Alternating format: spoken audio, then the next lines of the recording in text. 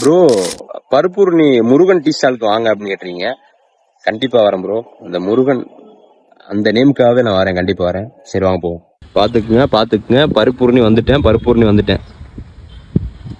உள்ள போயிட்டு காமிக்க முடியாது. பருப்பூர்ணி வந்துட்டேன். நானும் பருப்பூர்ணி வந்துட்டேன்.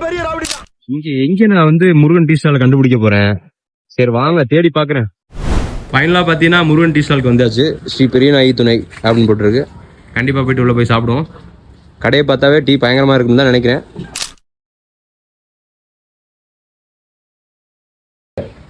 சும்மா திறமையா போட்டு விடுங்க. இந்த கடையை பார்த்து நாளைக்கு வரணும்.